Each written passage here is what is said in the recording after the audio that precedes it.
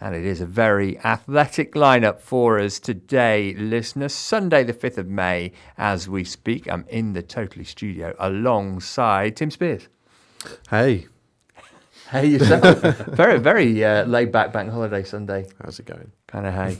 Enjoyed it. Jordan Campbell's with us too. How you doing, Jordan? Yeah, I'm not bad. How are you? All right, yeah. Well, I mean, better than all right, actually. It's been a tremendous weekend for me. Carl Anka, you were on a rail replacement bus, but other than that, it's looking up. The rail replacement bus that broke down and left me stranded in front of a pub for 40 minutes. But other than that, too sweet, brother. A good old football, eh? What a weekend it's been. If horse racing is the sport of kings, then surely football is a very good sport. Indeed. As well. What happened then in the Premier League? Well, on Friday night, it finished Luton 1, Everton 1 at Kenilworth Road. Then on Saturday, Arsenal seeing off Bournemouth by 3-0. Manchester City went 2 better. They scored 5 against Wolves. 3-1 to Forest against Sheffield United. Newcastle 4-1 winners at Burnley. And then on Sunday, loads of goals in 2 of the games. Liverpool beating Spurs 4-2. Chelsea 5-0 winners against West Ham United. And Brighton and Hove Albion 1. Aston Villa 0 was the other score. Oh, I left off Brentford 0, Fulham 0 on Saturday, but you'll forgive me that, listener, I'm sure. It all means that not much has changed at the top of the table. It's the bottom where maybe the more significant action has happened. We'll get into that as we go. But let's start today with Sunday's action.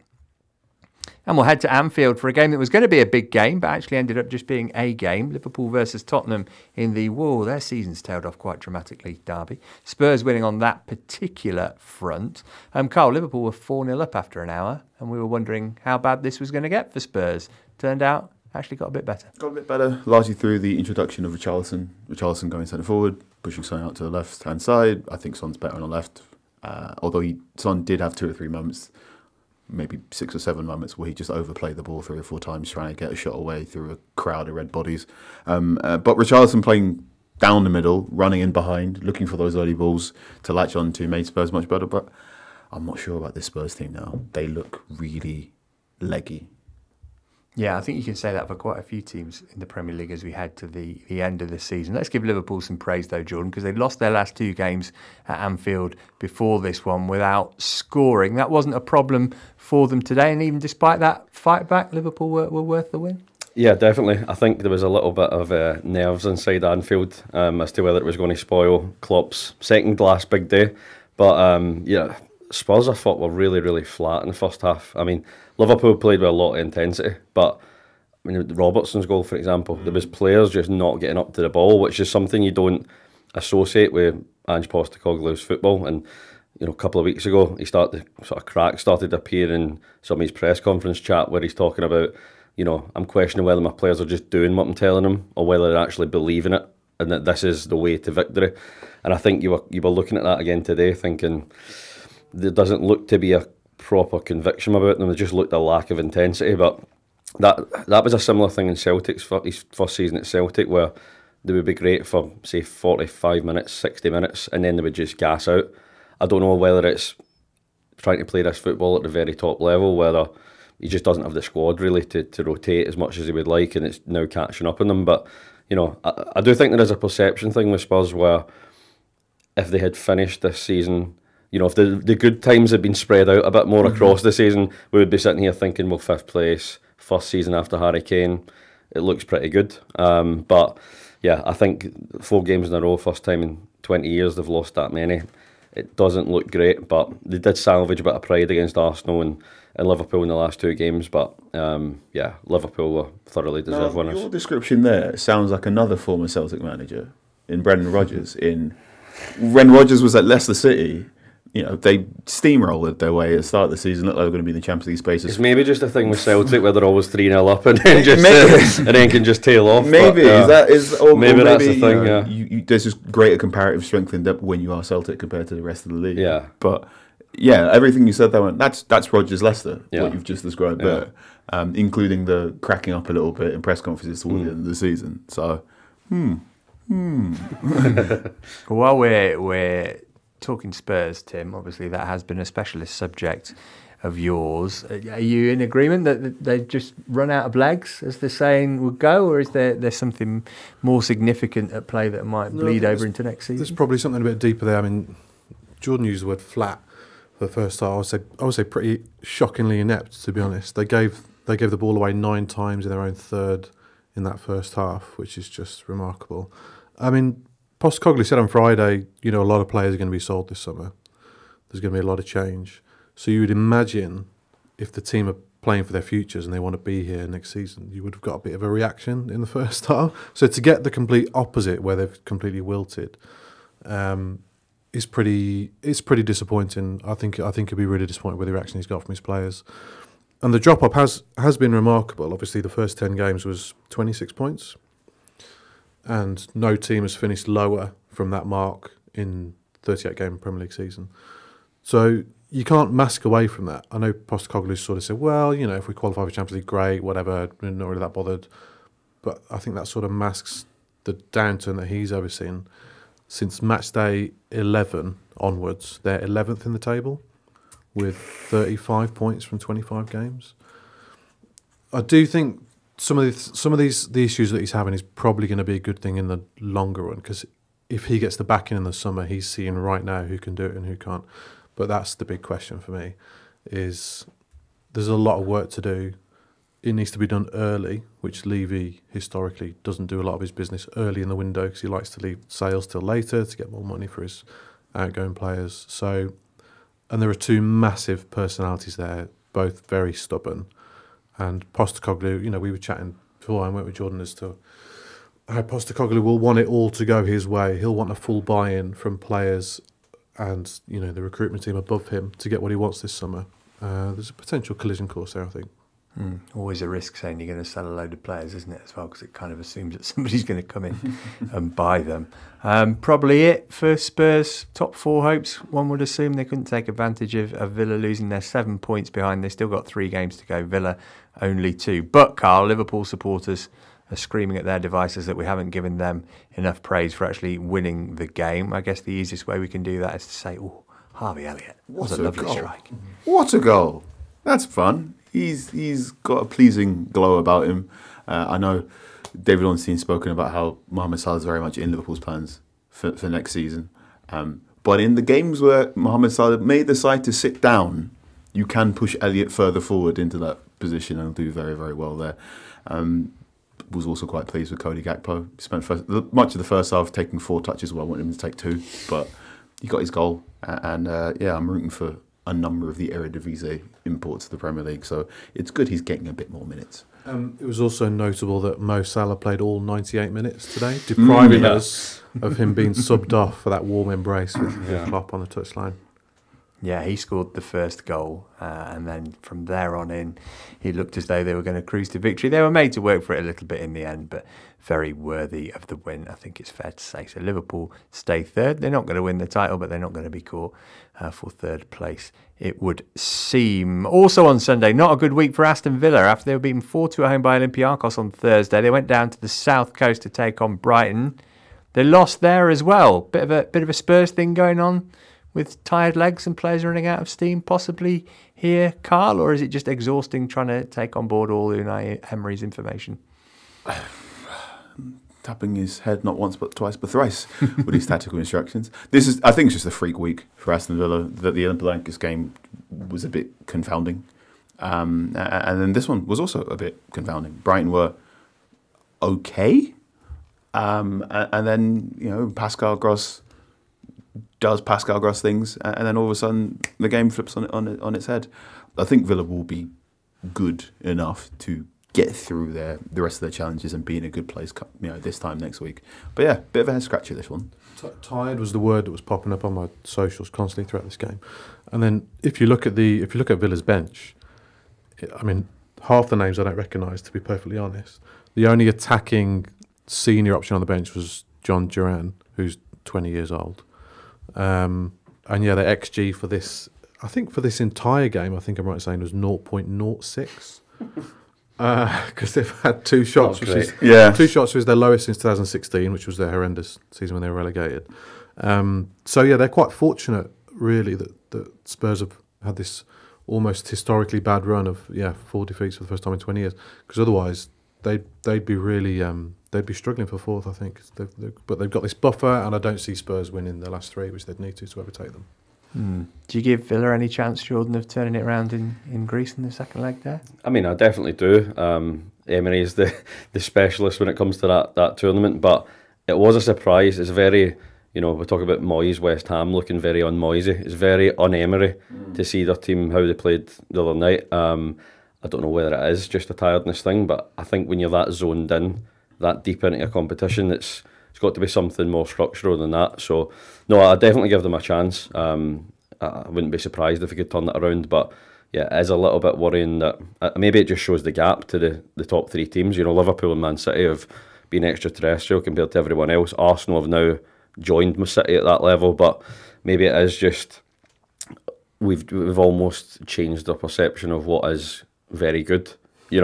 I think maybe Aston Villa are a very good team, but maybe compared to this City team, it's almost made them look a bit normal. But I think they've had an amazing season, and they're pretty certain to be fourth, and I think that's an amazing achievement. So yeah, I think they can maybe relax now with the league and put everything into the second leg.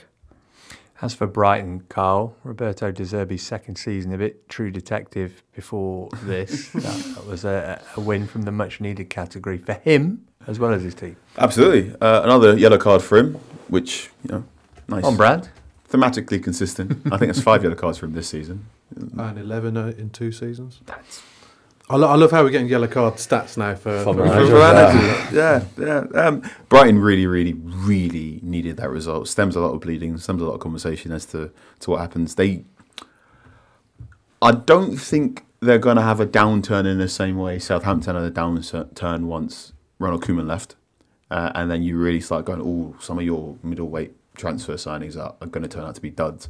But yeah, they've tailed off a little bit, but I think they should be fine next season. And then this is what happens when you are Jordan's just talked about how our opinion on what a very good team is has been distorted by what City, Liverpool, and now Arsenal are doing. I think our opinion of what a good team or a mid-table team has been distorted now, because you're not back in the day you'd win 3 in a row, then you lose 3 in a row, you'd be really, really good at home, but you'd be not so good away from home. Whereas this Brighton team, really hurdy-gurdy. They're really good in patches. They do have players that every now and again, click your fingers, this is brilliant. Pascal Gross in particular.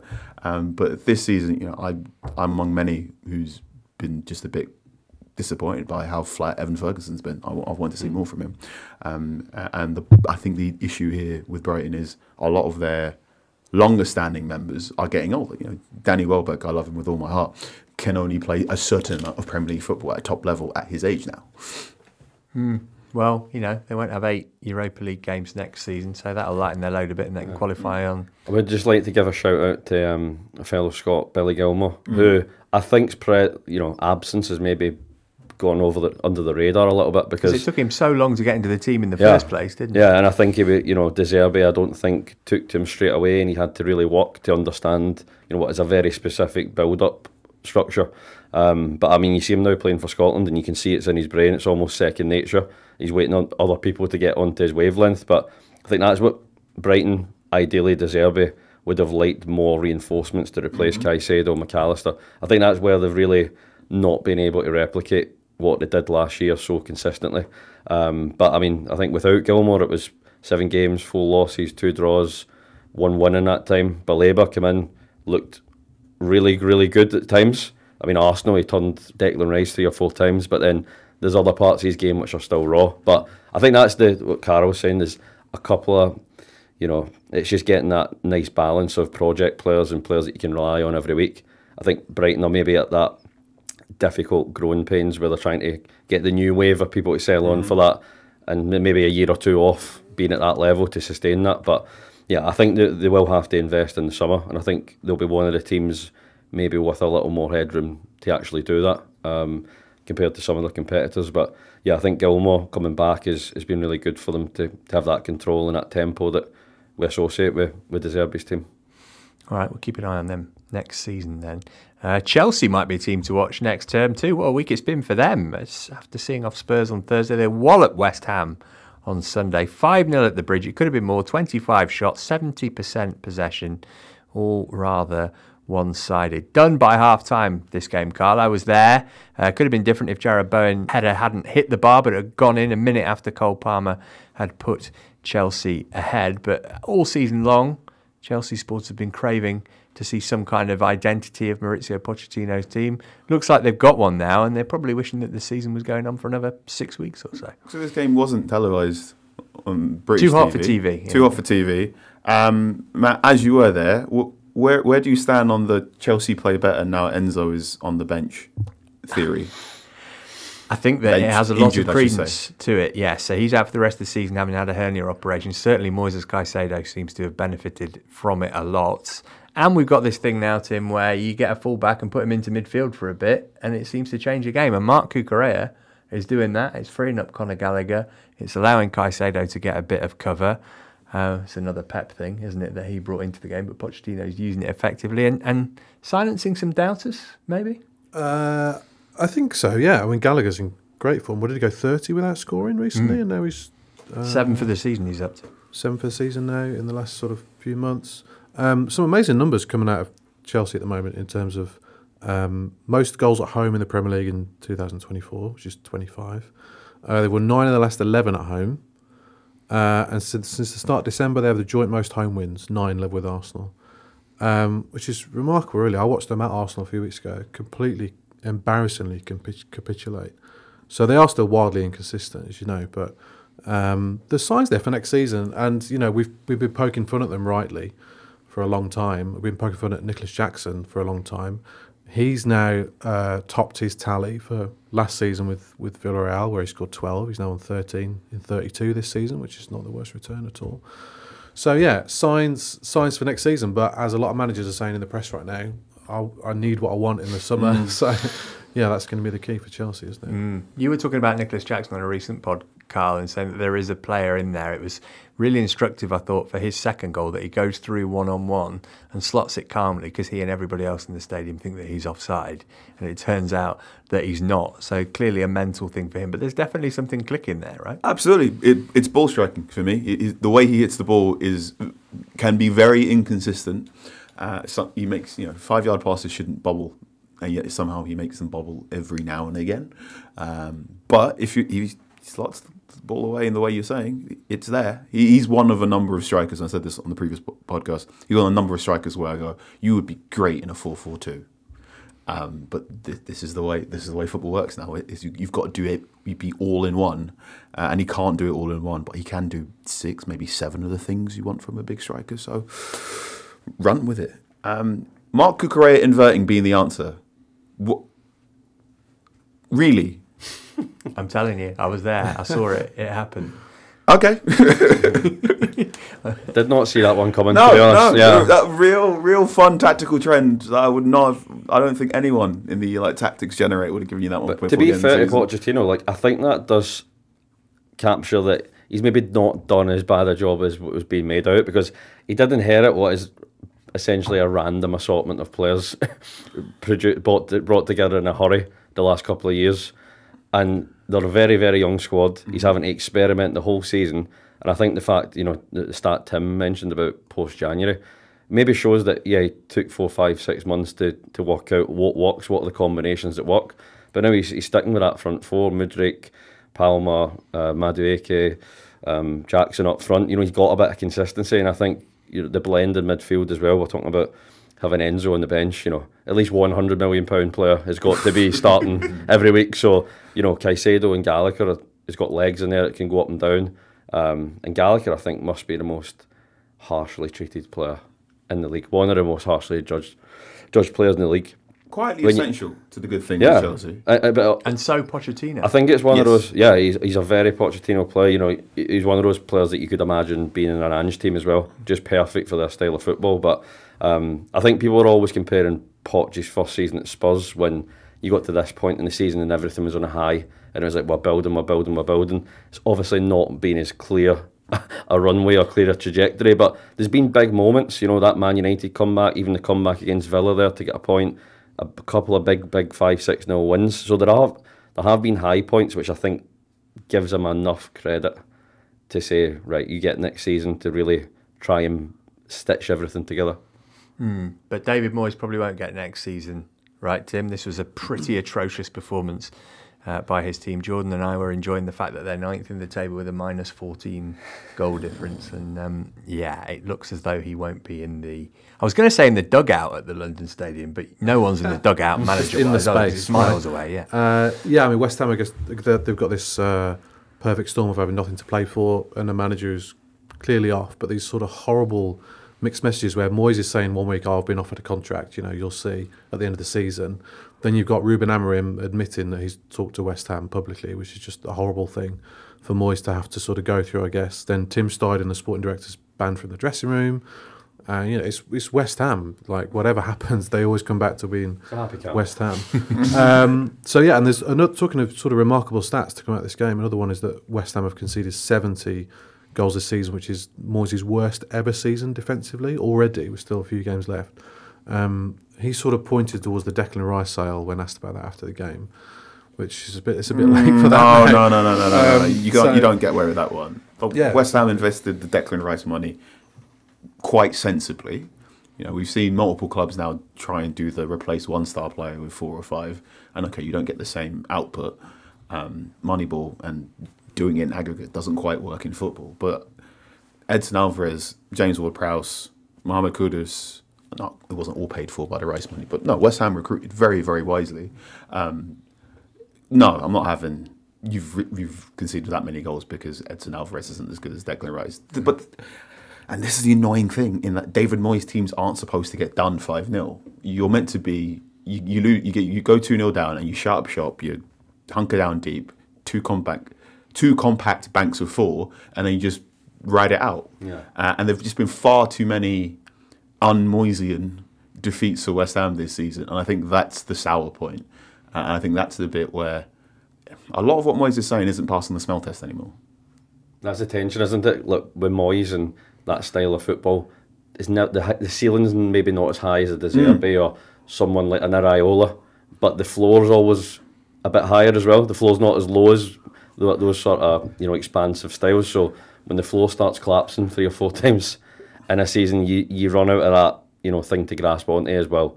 We're always going to be at least this good every week. I think that's what's been hard to argue in his case the last few months. All right, well, a bad weekend for West Ham, a good one for Chelsea. It might get even better for them too. Speaking of the Blues, Full-Time Europe, the Athletics Women's Football Podcast is out on Tuesday, looking at the latest twists and turns in the title race. Jonas Edeval did his old mate Emma Hayes a massive favour as too late Stina Blackstenius goal saw Arsenal win at leaders Manchester City. We're recording as Chelsea play Bristol City, so do check out Full-Time Europe for all the details on the WSL title race as that enters its final stretch. There'll probably be some chat about Bunny Shaw too. She was named the Football Writers Player of the Year this week. The Totally Football Show European edition will also be out first thing on Tuesday. Looking ahead to the Champions League semi-final second legs, Real Madrid warmed up for their clash with Bayern Munich by winning La Liga on Saturday. No surprise to see Jude Bellingham on the score sheet again. More on that with Alvaro Romeo and the gang on Tuesday. That could have been an Arsenal City semi-final, of course. Up next, we're going to talk about the Premier League's top 2. Back on the home front is Mikel's men, who still lead the way at the top of the table. Shots fired by the Gunners at the Emirates on Saturday. 25 of them specifically as they cruise to a 3-0 win against Bournemouth. In front of, among others, Jordan. I say cruise to the win, Jordan. I mean, there was a bit of tension before Saka's goal on half-time, but it dissipated quickly after. They cruised for probably 44 of the 45 minutes in the first half. Saka obviously got the goal, but then for the 15 minutes after half-time, Areola really managed to wrestle momentum back, and Arsenal did look like they were struggling just to control that. But yeah, first half was... I've not seen Arsenal come out of the traps like that. Reading up as their staple last year, that was what they were amazing at the first half of the season. But it reminded me of the Newcastle game earlier this season where they completely blew them away. Saka was relentless down that right-hand side. Teams know that Arsenal are so skewed towards the right flank with White, Odegaard and Saka, but they just do not know how to stop the variety in the rotation. It's just, since December, Odegaard has just gone to the next level, to the point that I think he is even overtaking Rice for me in terms of Arsenal Player of the Year. I think that's how good he's been. But yeah, it was 16 shots to 1 by half time. It could have been 3 or 4-0. But yeah, the fact that they didn't convert led to that little bit of tension. But once again, Leandro Trossard steps up with another big goal. I did an article last month talking about his two-footedness. If you look at it since he joined the Premier League, only Jota is on the same percentage of in terms of balance with his left foot goals, right foot goals. And I think if Arsenal had anyone if they had a chance in the final minute of the final game of the season to win the league, there's one guy that everyone would pick to be on the end of that, and it would be Trossard. So I think the fact he's taken that spot from Martinelli the last few months has really just given Arsenal that edge, along with Havertz up front. They look so much more potent now. You're a big Trossard guy, right, Carl? 6th man of the year. Me and Anne Hathaway, big fans of Leandro Trossard. Bournemouth, Tim, maybe got the right to feel a little bit aggrieved that Arsenal penalty on Havertz was given, or that they had a goal ruled out pretty harshly for the little nudge on Raya. I didn't think the penalty was too bad because Havertz doesn't change his sort of stride pattern. So it's not like he's deliberately putting his leg on the keeper's leg. I mean, he does deliberately put his leg on the keeper's leg. It out. He knows what he's doing, but he makes it look like it is a penalty. So I think it's a penalty. And then but it's never a foul on Raya, I don't think. I think he misjudges the flight of the ball, which makes it look worse than it is because he's not quite underneath it where he should be. It's a bizarre decision. I mean, it's one of those where you kind of wonder, do they take things like the strength of the individual players into account when they're judging a decision, or the balance of players, or do they literally just say, oh, there's contact there, so that's a foul? Do you know what I mean? Goalies can't hurt the goalie. Yeah, exactly, yeah. It took 2.5 minutes. 2.5 minutes for them to look at that. And the referee was surrounded by both players. Arsenal arguing it was the most, brutal shove you've ever seen. And the Bournemouth players saying, well, what about the pull on Billing? Mm-hmm. And Araola was saying that to the fourth official. Now, they did check that as well. But my argument would be if it takes 2.5 minutes, Havertz actually at one point thought his penalty had been cut off because of the lack of communication. If it takes 2.5 minutes and they're not sure whether they want to back up the referee or whether it's 100% right, just send the referee over. But it's only happened 95. I think there's been 95 decisions overturned this year. Only twice has the referee been sent over and stuck with his original decision, which shows it's just such a rarity now that they really don't want to send the referee over, even just to say, listen, we're not 100% sure, do you want to double check? Because he's seen it once through a crowd of bodies, and I don't think it was I think it was a fair goal. If we're going to watch Ben White at corners and then we're going to give that as a foul, I think you're in a difficult position then. But I just found it baffling that combined those two decisions took 5 minutes. They just stuck with the on-field decision anyway. They're marking each other's homework and giving each other favourable grades instead of doing what most football fans would like match officials to do, and it's a constant source of frustration. In this 2-minute break and you're at the Emirates, how much are you understanding as it's happening in real time? We've got the benefit of having a small screen where we can watch the replays, but the players were... You could see them asking the referee, and he's just pointing to the earpiece, pleading the fifth. Right. It's well, if we're going to talk about we don't want to re-referee, I think everyone agrees with that. We want less stoppages, but if you're getting the stoppage of 2.5 minutes, well, you've got the stoppage anyway, so just let the referee go and check that he's happy with his own decision. And if he is, then say, right, you can stick with that if you want, because at least then we've got the transparency in the stadium of that is the referee's call. Rather than, well, you got it a bit wrong, but not so majorly wrong that we've got to change it. It's getting to a sort of farcical point now where the threshold's this high that even if it is wrong, it's still not going to be overturned. I think it's now, we're 5 seasons in now. I think we should have got to a slightly better equilibrium when it comes to that. Well, David Raya was happy that it wasn't given because it means that he gets the Premier League's Golden Glove Award this season, the second season in a row. A Spanish keeper called David has got it, which is nice. So they laid a marker down for Manchester City and they said, watch what we can do now. Erling Haaland, the Premier League's big cat with the flowing mane, in the mood on Saturday, scored 4 of City's 5 in their whomping of Wolves. Maybe a question mark over the penalty award for the first Tim. I don't know if you want to be all Gary O'Neill about it like he was the- about. It wasn't about the referee today, but Yeah, it's the pivotal moment in the whole game. Could have gone completely the other way, this game. If it's not given as a penalty. It was ridiculous. Ain't Norris trying to clear the ball and gets fouled by Guardiola as he's coming in. And it's a penalty, apparently.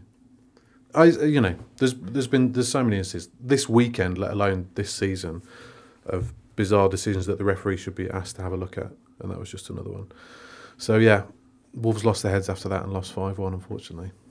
Yeah, it was pretty easy, wasn't it, Carl, for City overall, and kind of classic old school, by which I mean last season, Erling Haaland. That boy can jump quite high. Yes, he can. Which is really, so annoying. I remember reading scouting reports of his time in Dortmund saying he's not actually that good in the air considering his size. And He read those scouting reports. And now look at him. Sam Lee wrote a very good on-whistle brief on The Athletic, and he said this victory felt like a October or August time victory of just so straightforward. I was walking around Manchester before kickoff, and City fans just so relaxed compared to the bag of nerves I see in every single Arsenal fan I've been talking to this season. This is the annoying thing when you're up against a juggernaut like City. I mean, I said that previously, I am working on the assumption they're going to win every remaining game between now and the end of the season. Right, because Jordan thinks they've got a draw in them. Where's that draw come in, Jordan? I did think that, and then I watched that game, and it did feel like August. Yeah. Since they beat Palace away from home, I went, they're winning every game. Yeah, it's just unfair. Like, you think De Bruyne was injured, a little bit vulnerable. Rodri was out at times, and then De Bruyne comes back and he's already got 15 assists. And you're just thinking, what hope is there really? Wolves, for all, Gary O'Neill was really trying to get them to play out, and it was quite pretty in their own first 20 yards. And then as soon as they tried to get any further than that, they were just completely smothered. So I think you just saw the level. City just looked like they've clicked into that gear. I think Spurs was the one that you were looking at, thinking they might be the ones to do it, but now they seem to have hit a dip at the exact worst time for Arsenal. And whether the motivation is there to really get the season back on track at that point. But yeah, with City, I just, you've got Foden, De Bruyne and Haaland now. People were even speaking about, is Haaland limiting City? Which I found a crazy argument, just because he has a few games where if he doesn't score, he doesn't do much, but they are a few games throughout a 38 game season that he doesn't score. I think the jump for Alvarez to him is still quite substantial. But yeah, you're looking at it, running out of time to see who's going to trip them up. But yeah, there is more vulnerability than last season, but it feels like in the last month they've slowly eradicated that. I think, and also the fear is, the annoying thing about City and Pep and whatnot is not only do they have the money and the resources, but also Pep's great strength is he's an innovator as well as a genius for the current stage. So he's very clearly, I'm going to assume he's looking at City's weaknesses from this season, going, right, I need X this summer to fix that problem, and that would be it. The only thing that's been making me think that the narrative is going to somehow force the league to bend to its will is that this Arsenal are ahead six goals and goal difference, and they've been managing to keep that up quite well.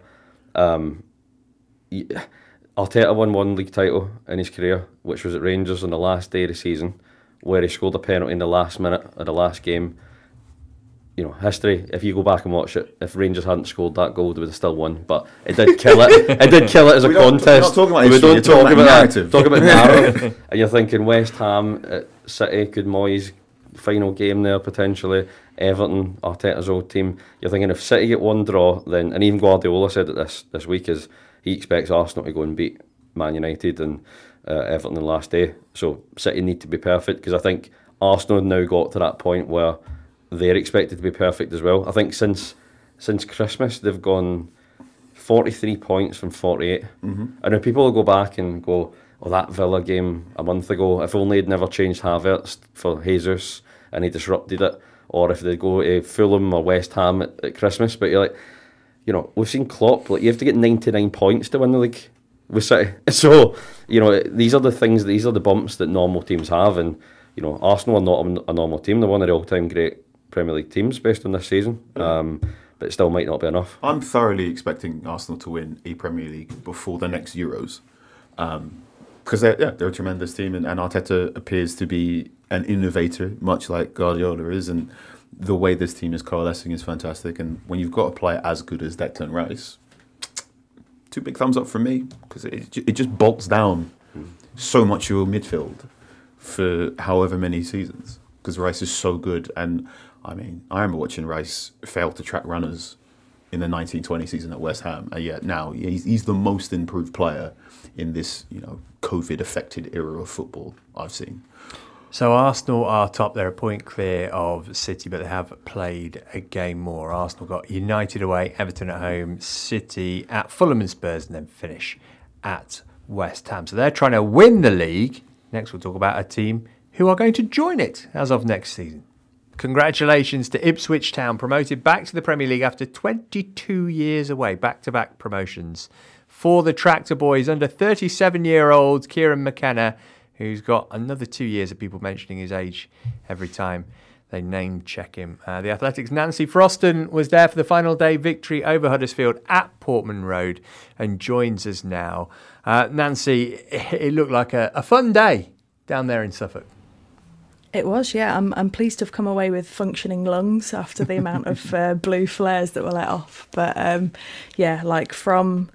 think I got down to the ground at like 9:30 and there were people queued up ready to welcome the team bus, and a few people were questioning if they'd gone too early, but given Huddersfield's form and just how good Ipswich are, they hadn't, and it was some atmosphere at Portman Road, so really good day.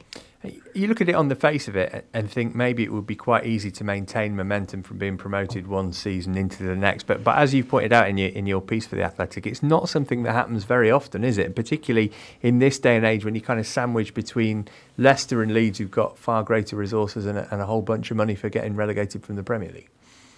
Yeah, I think McKenna said it when he was kind of addressing the crowd, that obviously it's been done before, but probably no one will do it like Ipswich again, which I'm sure went down well with the Norwich fans. But Southampton were the last team to do it in 2012, and then Norwich the year before. There's only so many teams that have done it before, and for them to be in the mix, they spent quite a lot for a League One team last season, but like it just pales in comparison to what the recently relegated Premier League teams have at their disposal. And realistically, like looking at the Ipswich squad, there's quite a lot of players who are sort of Championship League One level, but Kieran McKenna's such a good coach, he's managed to get the best out of them.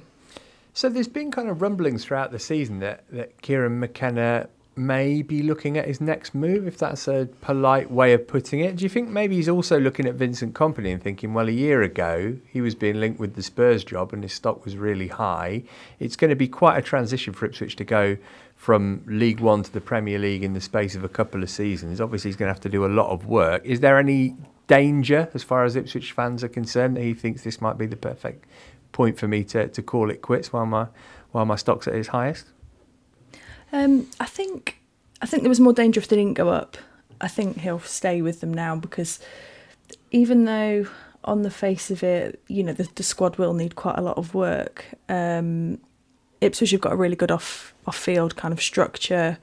They're all geared up for being able to step into the Premier League, and I would put them somewhere. Someone asked me kind of what their transfer activity might be this summer, or where I'd kind of place them, and if you could compare them, I'd put them like somewhere between like a Luton and like a Brentford or a Brighton, in that I don't think they're majorly obsessed with data and all that, and but I think they will make signings, but also I don't think they're going to like be as wary of going straight back down as maybe Luton are, given their past, in terms of like they're always going to try and be sustainable, Luton. That's clear.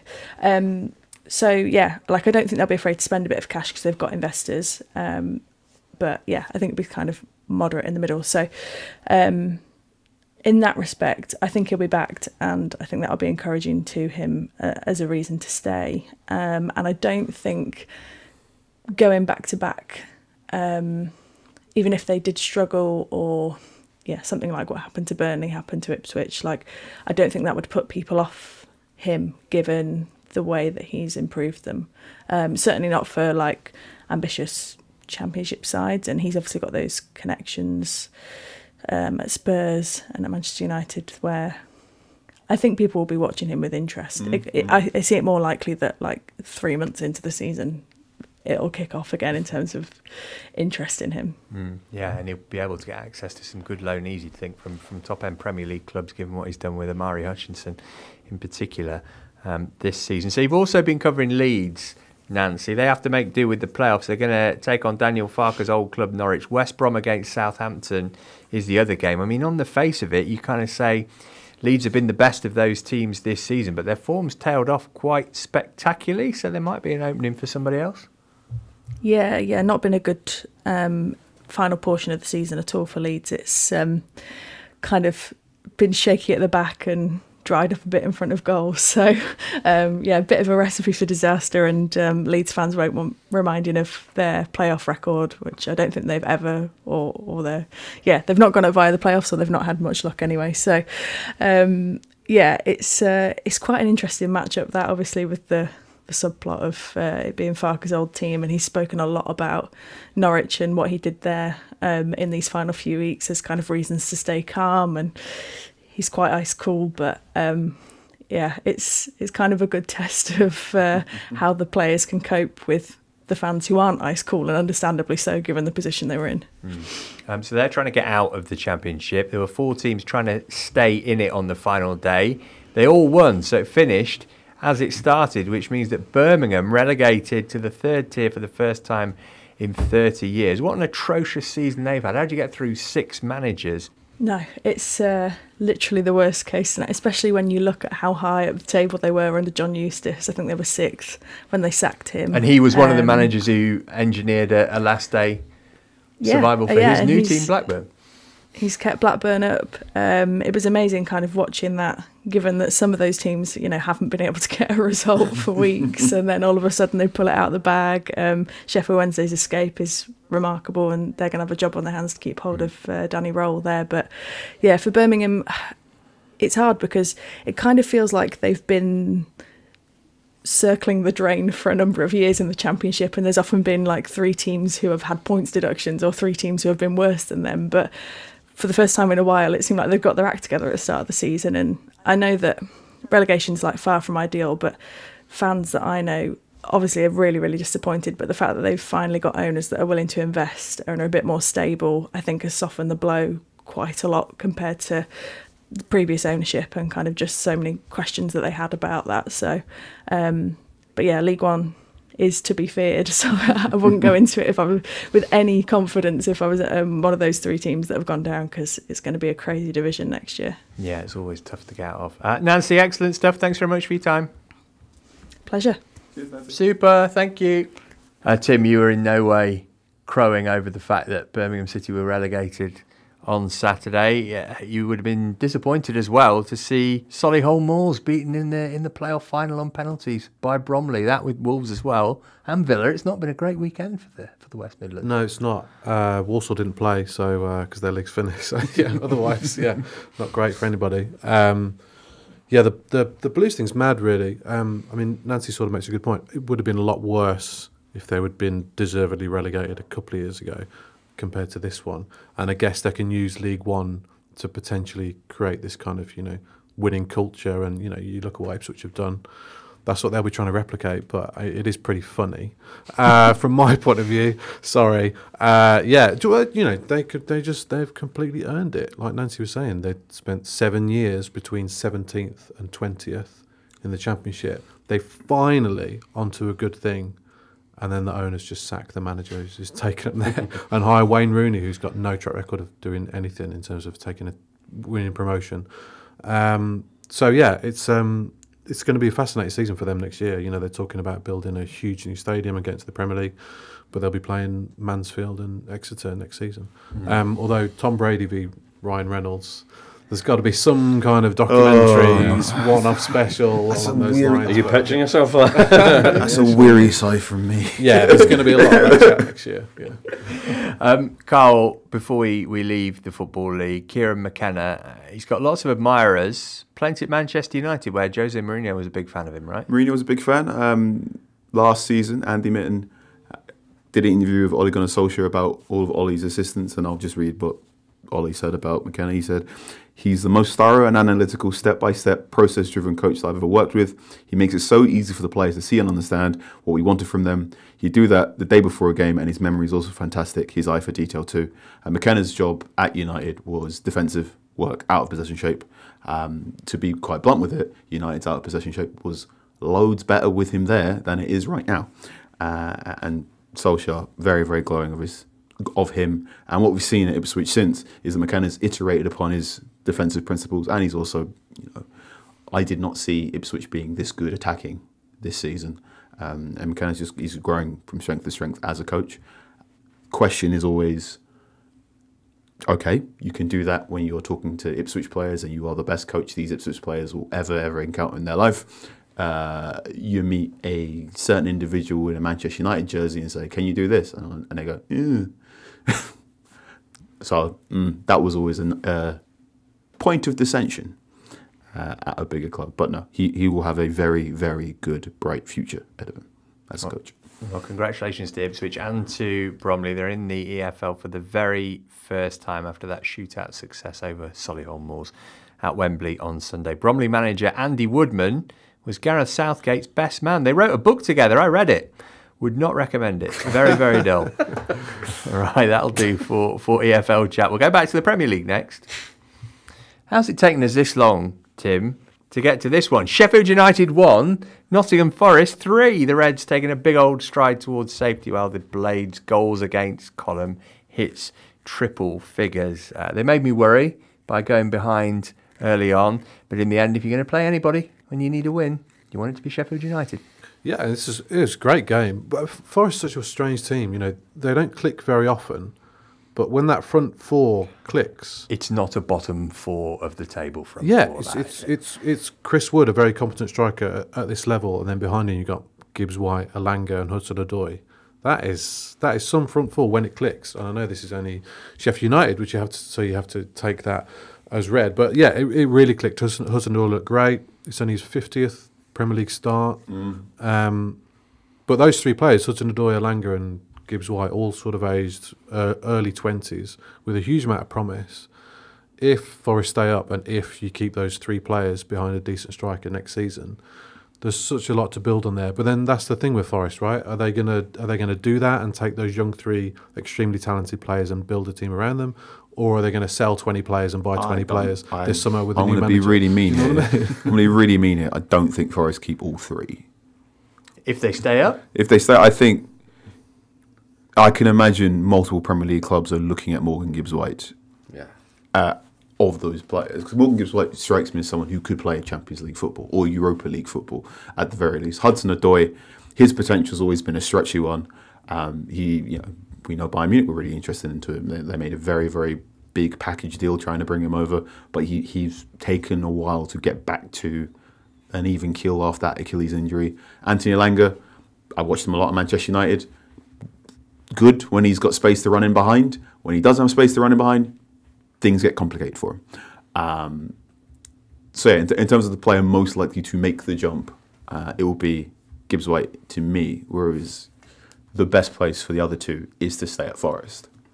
I hope that comes across as a compliment. Yeah, I mean, I would wonder who out of the teams towards the top end of the league would be able to squeeze Morgan Gibbs-White in, but I see what you're saying. Carl, Callum Hudson-Odoi, for you and I, is very much an I knew the dog before he came to class kind of player, right? You did an article with him for the Players Tribune I did. a long time ago. It is great to see him actually being able to resume his career at the kind of level that we thought he was going to get to. Bear in mind, Forest paid, I think, £4 million for him, which is extraordinary for somebody who looked like a £100 million player at one point. And that Achilles injury, that's like the devastating one these days, isn't it? They've worked out how to get knees better, but Achilles can really impact the rest of your career. It could also, I think the Achilles one, this sounds ridiculous, your recovery process often, if you get a good surgeon, your recovery process can be a lot better than if you get a bad one. And you know, certain players, you go up to them and they're like, "Oh, my Achilles," and you can almost poke it like, "Oh no, that's not what you want." He also walked off the pitch when he got that injury. I remember he walked all the way around the Stamford Bridge pitch, and we were there with our heads in our hands, going, "Why are you walking on this? You're making it much worse." Yeah, but he's finally getting the consistency and the game time that he probably was not going to get at Chelsea. And what we're seeing is a Premier League quality football player. I'm still not sure if he's going to be top half or bottom half or whatever. I mean, his goals against Sheffield United are Callum Hudson-Odoi goals. Those are the goals he likes to score. He cuts inside on the left and he bends it into the corner that way. Iron Hudson-Odoi, you might call him. Yes. And yeah, happy for him. Happy for him. Me too. Also on Match Today, this had the most. This Match of the Day is showing a yellow card, so this is going to be a sending off moment ever, because there's so many great highlights from this game, and it's 3-1, and then they show an innocuous booking. Right. Okay, I see what's going on here. Yeah, that was Ahmed Hodzic towards the end. Ryan Yates, who made his 200th appearance for Forest last week, scored his first Premier League goal. If you're ever feeling fed up about the state of modern football, watch the video that Forest put out of him watching all his teammates saying nice things about him. If you're anything like me, it'll bring a tear to your eye. Jordan, it was really graceful and gracious of Mark Clattenburg to fall on his sword to allow Forest to get this win. He's gone 77 days as Forest referee analyst. We'll never forget them. No, we won't. I don't think we'll forget that club tweet either. But yeah, it seemed like VAR maybe is a Luton fan. it seemed like maybe there was a bit of goodwill towards Nottingham Forest this weekend. I thought that Yates goal was, I know it meant a lot to you, but I think it was a little bit debatable whether Murillo's two-handed push was actually allowed or not. But as we talked about earlier, it's VAR and it's a high threshold, so he would have had to have done a second yellow like the Sheffield United defender to get that one ruled out, I think. But yeah, maybe that's the solution to Forest woes was to have got rid of Clattenburg and the toxicity a while ago. But they have still got Marinakis, so he's the Batman to the Robin. Question: would you have Mark Clattenburg return for Gladiators Season 2, or would you swap him with another retired Premier League referee? Mike Dean's the obvious candidate, right? Oh. No. Please no. I mean, I'm not saying I want it, but if we're going to show... Yeah, he's only a celebrity referee, isn't he, really? Yeah. You know, Clattenburg's resigned from this role at Forest. If you were to pretend he resigns from BBC's Gladiators, who else would you have in there? Sorry, listener, if you don't care about Gladiators whatsoever. I think blow the budget and get Kalina in. Okay. There you go. Yeah, there we go. Right. I don't think the British referees are not cutting it at this level, you know. That was Jordan Campbell for the win. Pierluigi Collina, if you're listening, get yourself ready, as somebody would say. Well, it was Forest weekend at the bottom of the table, no doubt about that. They're now 3 points clear of Luton and 5 ahead of Burnley. Crikey, Tim, Burnley, they were all plucky in that. What happened on Saturday? They got absolutely taken apart by Newcastle. Yeah, they did. Although again, this was another sort of contentious refereeing decision to start the game off. You know, they came flying out the traps, opening 15 minutes, lots of intensity, lots of pressing, trying to get shots in early. Had a couple of chances, and then what looked like a penalty to me, Bruno Guimaraes on Aston, I think, and he's running behind him and he grabs hold of his shirt with at least one hand and then sort of does And he sort of hits him in the hip as well. Yeah, It's just like a blatant penalty. I thought it was a really obvious penalty, and if that's awarded and they score it and you're 1-0 up with Turf Moor behind you, then it's a completely different game. And yes, I know Newcastle ran out comfortable winners, but yeah, we know goals change the narrative and momentum of games. So gets away with he does a lot couple of these stuff. every now and again. He is that sort of player, but he seems to get not that sort of player. I mean, he's a brilliant football player, and some will say That is an art, though. yeah, the art to get away with that, to hold and then release. Yeah. That's quite skillful. The thing with Burnley, I was there for Burnley's draw against Manchester United, and company said he said at this point in the season, style of play is deprioritised to just application. He goes, the most important thing for us right now is legs, and that they don't be trapped by fear. He goes, we've got to be ambitious. We've got to make the pass, because we don't make the pass, we'll lose anyway.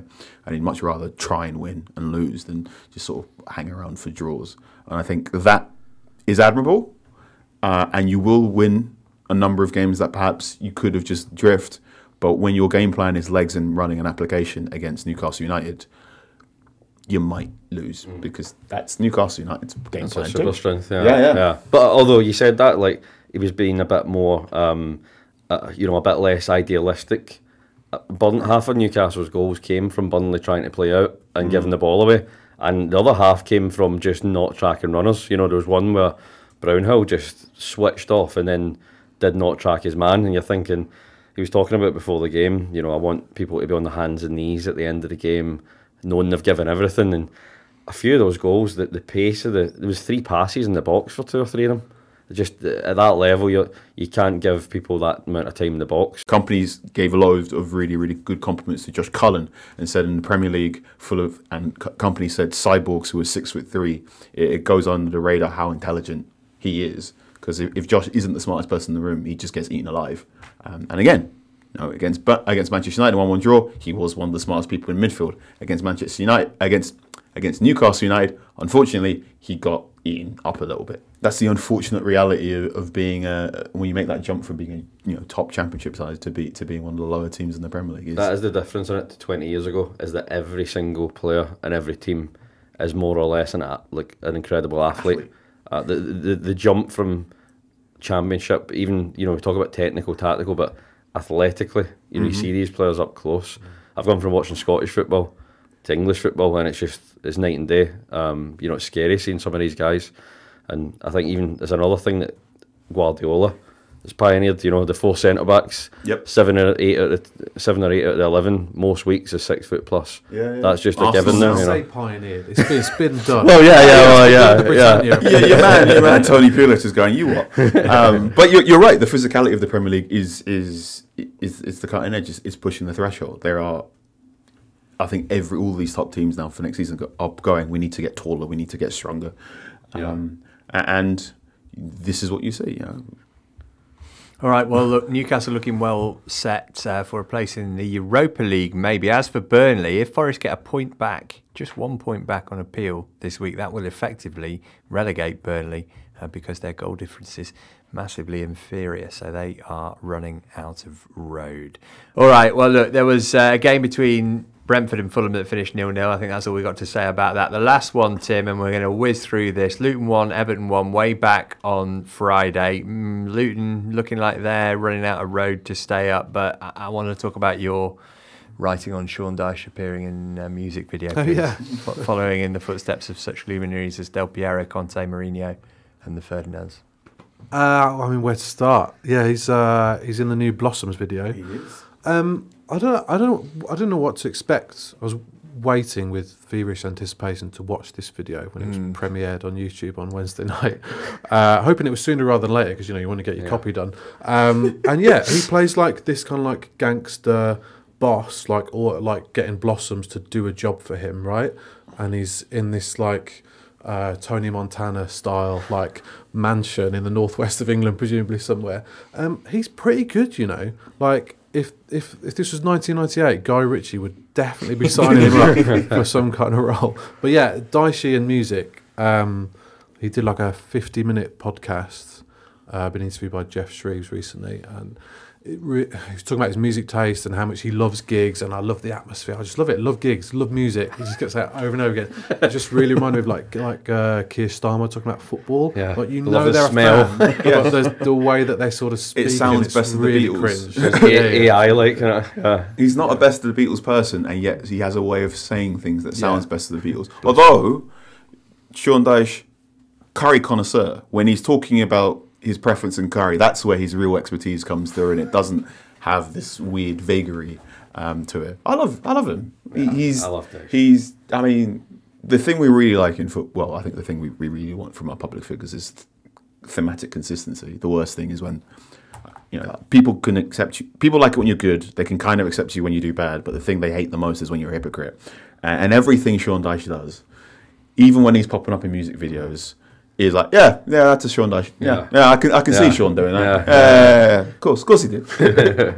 Lock, Stock and Two Smoking Branthwaites coming to a cinema near you soon. Crystal Palace and Man United will round off the weekend's Premier League action on Monday. Carl will be there talking to the Devils. Listeners will know that you are pro Conference League. Looks like a tricky game, but who knows, listener? You know, don't you, what happened in that one? Right, that's going to wrap things up for this edition of the Totally Football Show. There'll be another one, European-based, with you late Monday, early Tuesday. Join us for that if you can.